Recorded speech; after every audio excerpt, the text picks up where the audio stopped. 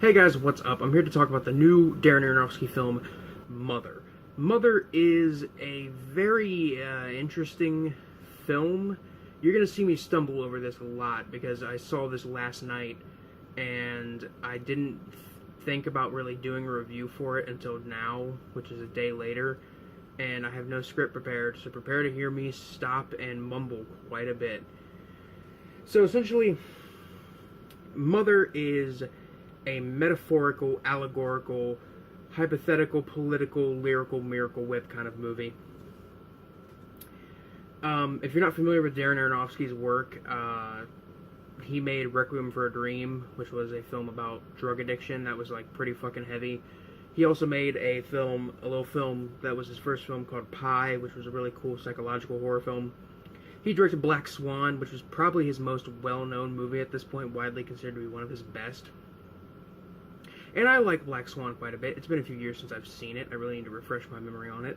But I would consider Black Swan a horror film. Some people wouldn't, though. And so here we are, 2017. Darren Aronofsky makes a new horror movie. First horror movie since Black Swan, in my eyes. To other people, his first horror movie since he started making movies. And this movie is, let's just say, weird. I guess I should just go ahead and kind of get into the aspects of the film after I get into the plot. Mother is essentially this movie about this couple, and they're living in this house. Keep in mind, none of these characters have names, so I'm either going to just say the husband or wife, or Javier or Jennifer, because those are the actors and actresses' names, respectively. So the husband is a poet, and he has lost all inspiration to write, and they're living in this old house that used to be his house when he was a child, and then the house burned down, and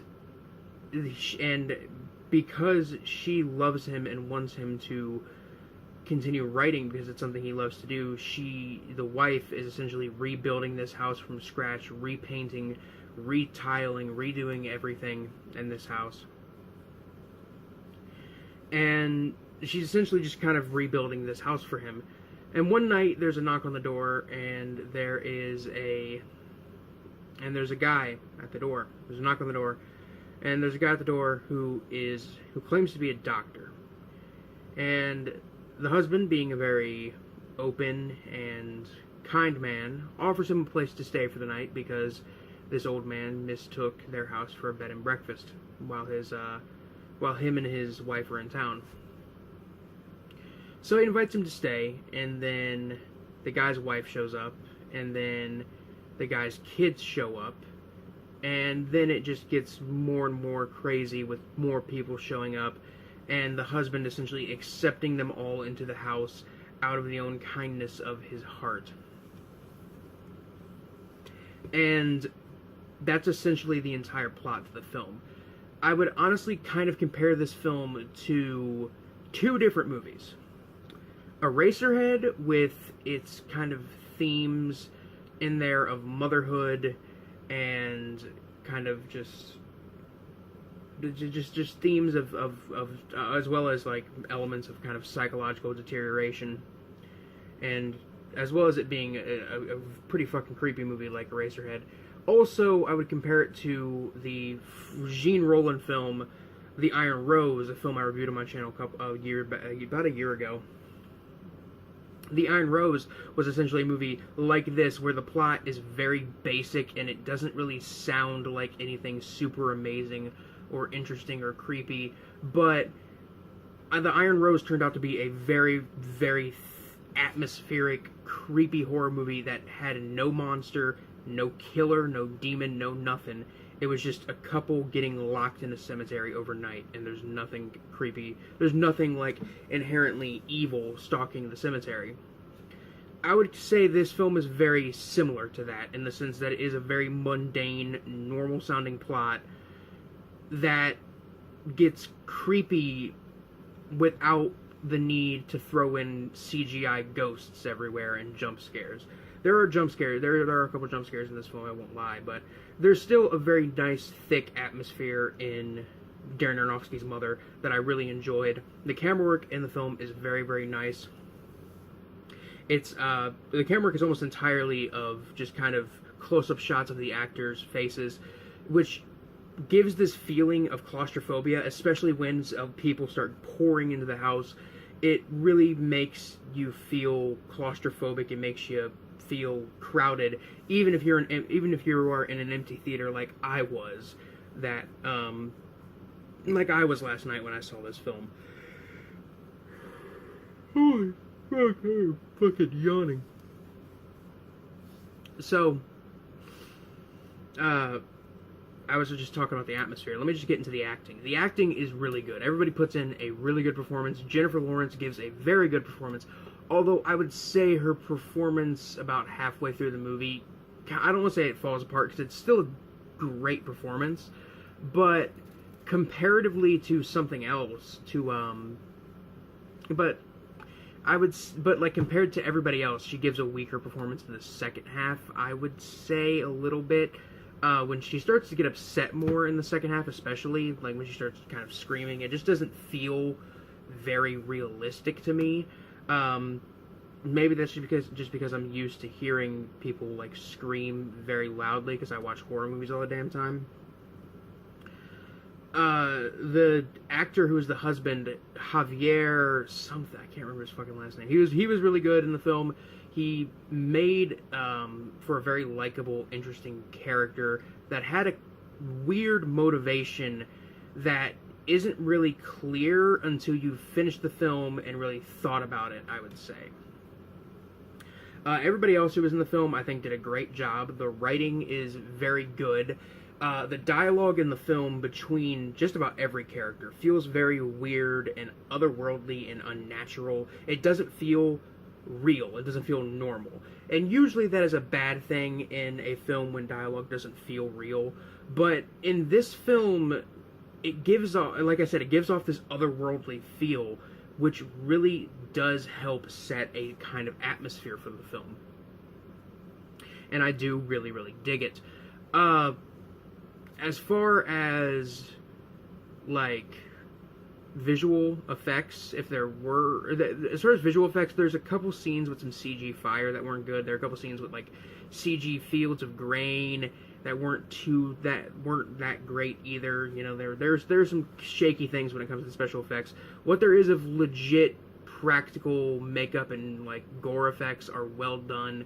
The film is very well shot, like I said. The music, I really did think the music was pretty good. The pacing is really good too. The only time I would ever say this film got boring is towards like the beginning of the third act is where I would say it started to really slow down and just not. It just slowed down and it really wasn't itself anymore, like you wanted it to be. And I mean, it quickly does pick up, but that's still a very slow, like I would say, 5-minute segment of the film. I mean, not that it didn't feel necessary, not that it wasn't necessary or anything like that. It was very much a necessary moment, but it wasn't, it just felt like it kind of, I don't want to say ruined the pacing, but it messed with it for a little bit, in my opinion. As far as the lighting and everything on a technical standpoint, everything is well done. I really like the sound design of the film. You know, usually when there's like an old haunted house, when there's like not that I'm saying this is a haunted house movie, because I would not say this is, even though a lot of people thought it was going to be going in. You know, what I love about like horror movies involving old houses, is especially ones where they really want to put in the effort, is the ambient sounds, the creaking of the stairs as you step on them, or just the creaking of the fucking pipes in the middle of the night. It's very nice, and it's something that you don't see super often in modern horror, especially modern horror involving like old creepy haunted houses. This film, I think, has a fantastic sound design.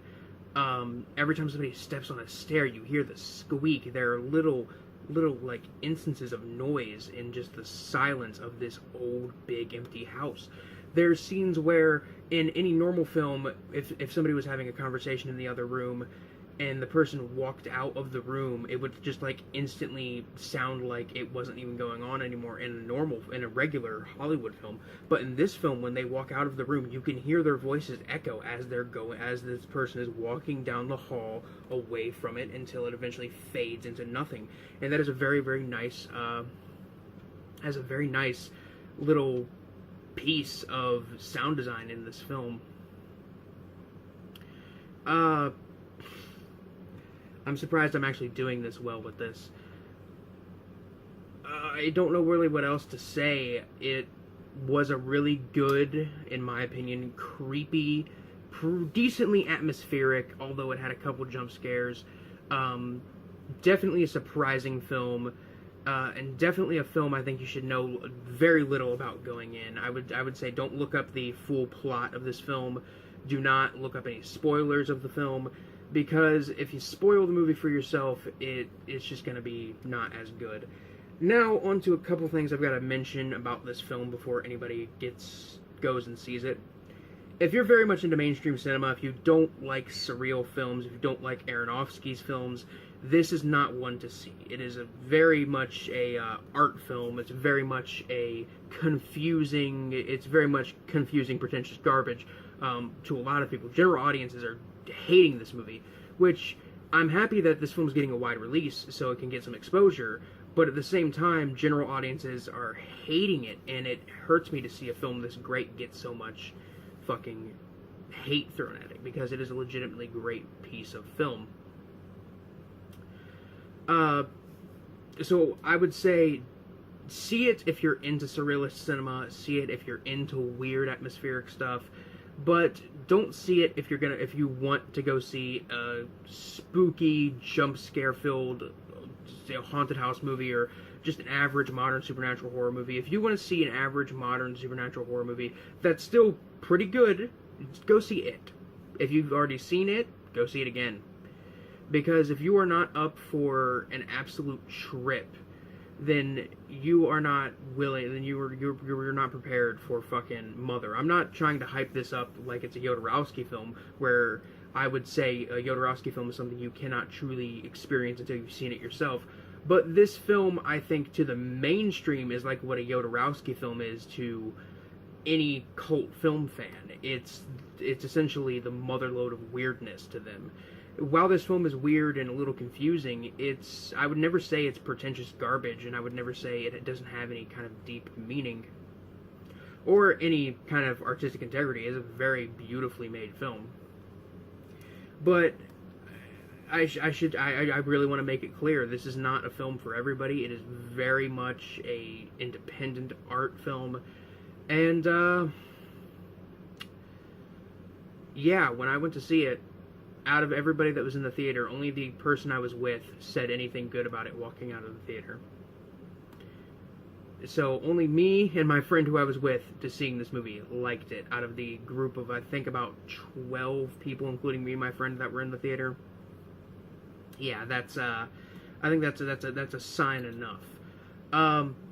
Fuck, I don't know what else to say. I really don't. I had something, but then I lost it, and I really hate it.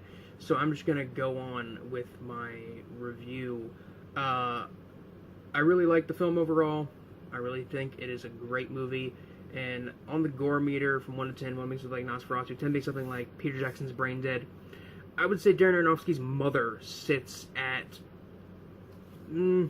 I want to say maybe a 2.5, 3. It really isn't a super gory film, but it's got a couple of moments that are fairly explicit, or that are fairly shocking and surprising. There's one scene in particular that I did not expect to see in the film at all, even though most people would think it would be obvious with the nature of the film. Like I said, this is pretty much the best horror film. This is pretty much the best horror film out in theaters right now, other than It. And this is better than It, in my opinion, because it is a serious, important. It's essentially a fucking complicated art film. You know, something we need. We need more artistic films in in mainstream cinemas than we do, blockbusters, I would say. It's a very important film to see because you're telling studios we want more films like this. Now, I'm going to say right now, I'm going to give this film a 9 out of 10. A 9 out of 10. Now, before I shut the camera off, I want to get into a little bit, this is going to get where it's going to get a little spoiler heavy. I want to get into some of an analysis I have found of the film that I think is very good, and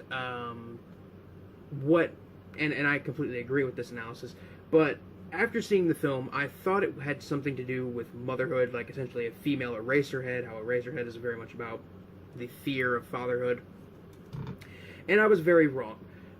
Motherhood is a religious allegory, essentially, where the husband, Javier, is God, their house is Earth, and the wife is Mother Nature.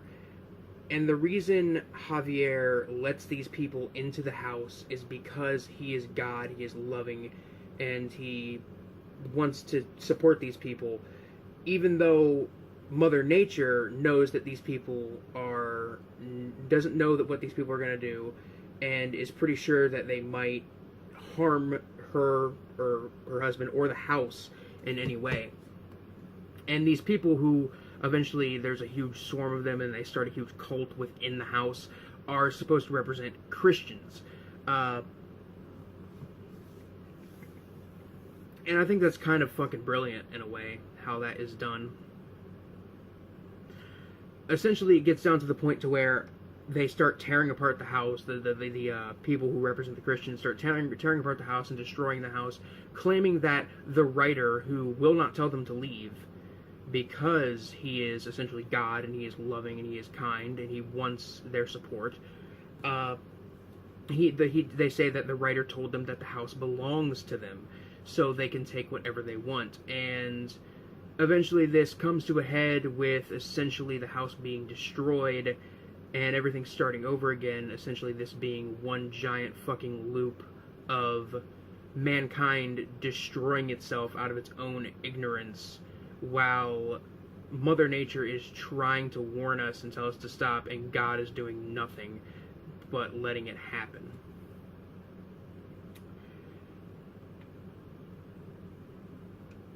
There's a scene in the film where the wife character gets pregnant and she has a baby, and eventually the followers are just like, we want to see the baby, and the husband, who again is God essentially, shows them the baby, and they then take it, kill it, and eat it. And this, I believe, is a representation of both the death of Jesus Christ and people using religion, not just Christianity, but any religion, for their own monetary or for their own gain, essentially. Because in this case, they killed and ate this baby because they were hungry. But there's also kind of a cultish thing going on behind it, like they did it because they believed it needed to be done. Look, all I'm saying is, if after hearing an analysis, a semi-half-baked analysis of this from me makes you want to see this film, then go see it. It might be worth it. But